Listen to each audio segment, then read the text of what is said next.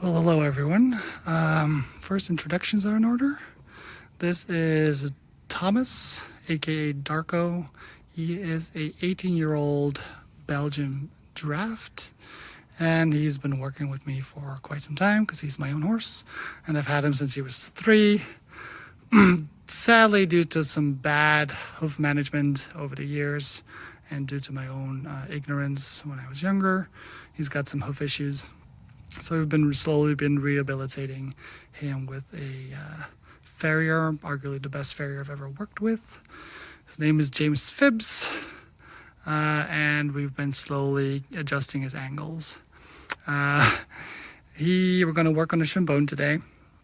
The Chambon is a draw type rein that, as you can see, it goes from his chest up to his pole and then up to his mouth. So what this does, when he comes up with his head, it puts pressure here in the corners of his mouth, and then he will be released of that pressure when he drops down.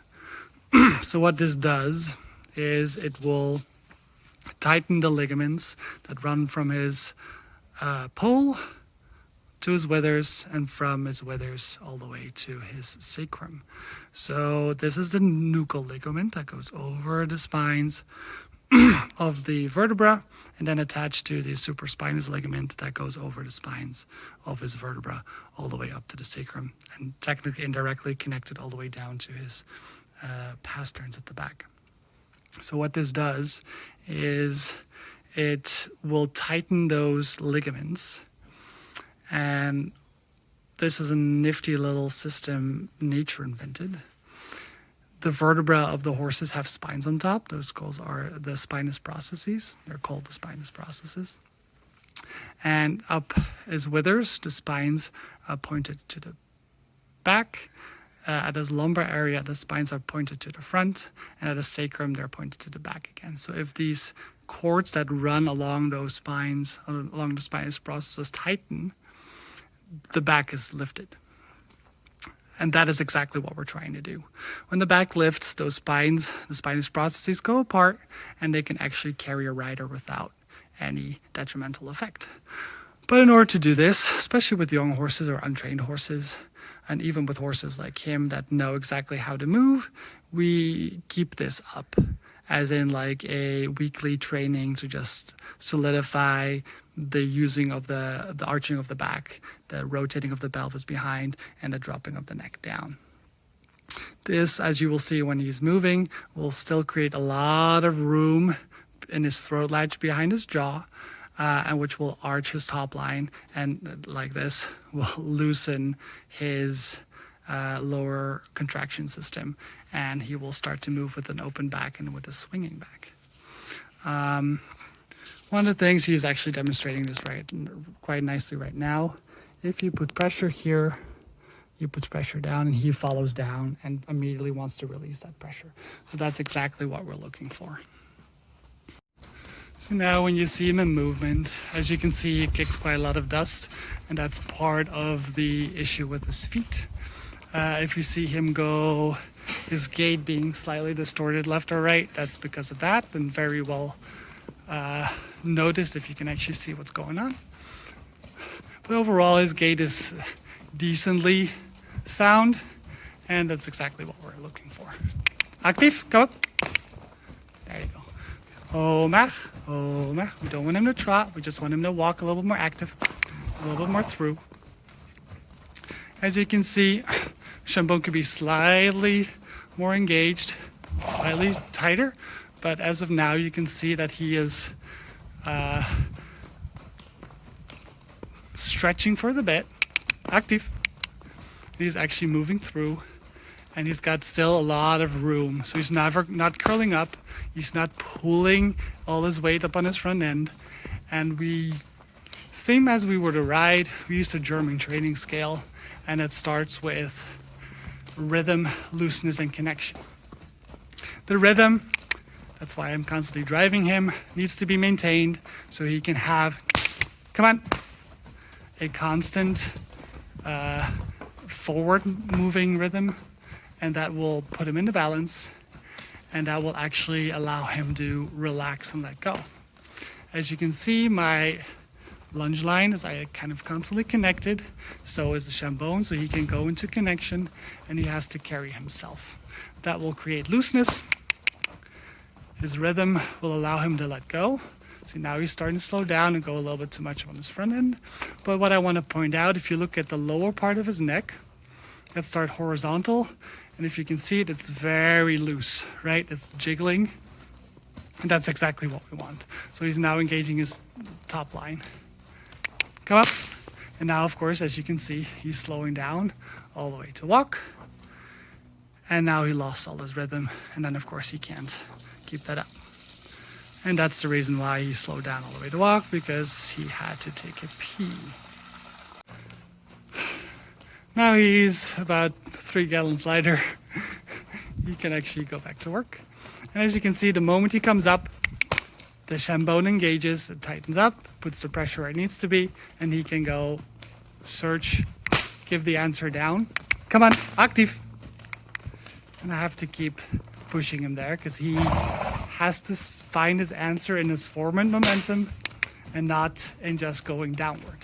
It's called forward downward for a reason. Rhythm first and then the rest. Rhythm is the most important thing. Everything starts with the rotating of the pelvis. If the pelvis doesn't rotate, his back cannot arch. So he starts with rhythm and movement forward.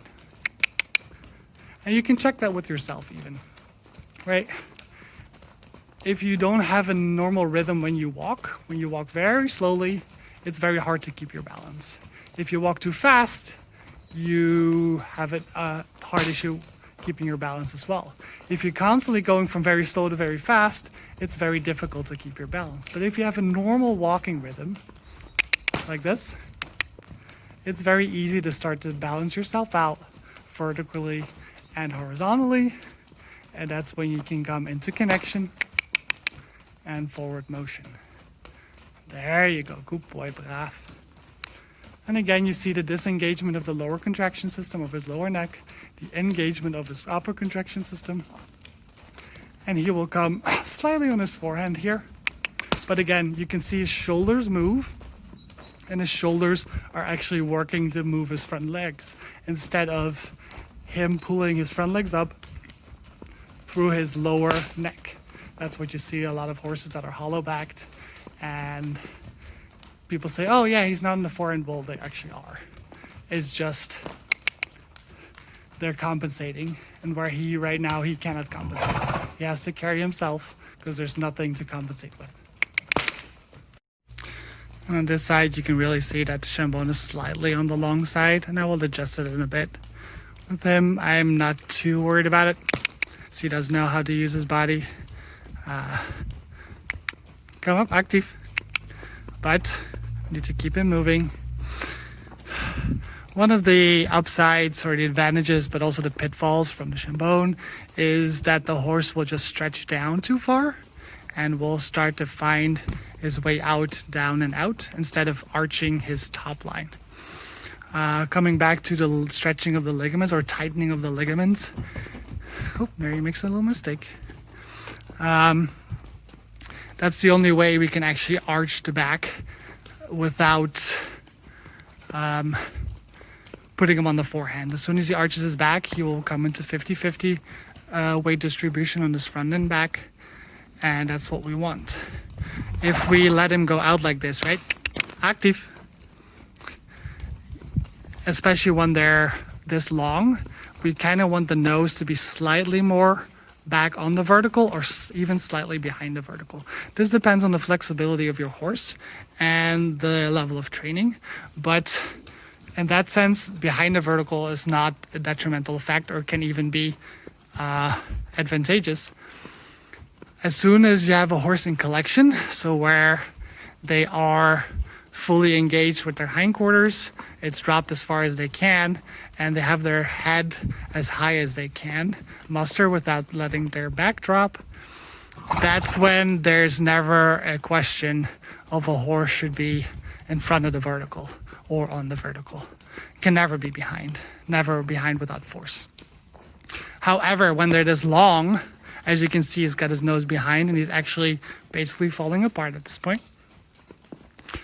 it is almost imperative that he does go on the vertical or be slightly behind the vertical to engage those ligament systems and to tighten them up enough for his back to arch.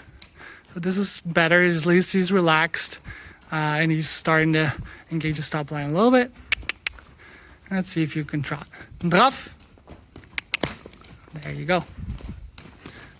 Even here, it's imperative to keep him moving. And I'm sorry about the swishes of the whip. I never hit him, it's just a sound. As you can see, he's got a little bit of irregularity in his gait there. But it's more important for me to keep him moving and to keep him active and working and his muscle structure up to date than for me to then just let him go and say, okay, whatever, you're slightly hurting, so I won't train you anymore. It's more advantageous for him to actually keep moving, give him as much room, active, come, as big of a circle as I can to keep him moving and to keep his body in a functional posture. So this is a lot better, as you can see. Come up, active. He's actually using his body a lot better. And you can see his top line engaging and his lower contraction system disengaging. And that's exactly what this is good. This is brav. So this is very good. The advantage of the Chambon is that it fosters relaxation because it's a grazing posture that they technically is encouraged with this tool. They can still put their head up. There's nothing that they're forced down. It's just that they're motivated to go down. The second part I like about it is that it's engaging in the corners of his mouth instead of on the bars or on the tongue, which again is a more softer engagement of the horse's mouth compared to other draw reins. And this can make, with enough impulsion and activity, can make for a very useful training tool. And this is how I start my young horses out always, to develop a top line before we even get on. And there he goes. Now he's stretching out nicely. You can see that he's still engaging his body, and he's slowly carrying himself to proper posture. And yeah, he's a bit too much out with his nose, but with a horse that has some slight issues, I definitely do not want to tie him up or make him trip even more. So we're slowly adjusting him and seeing where he goes.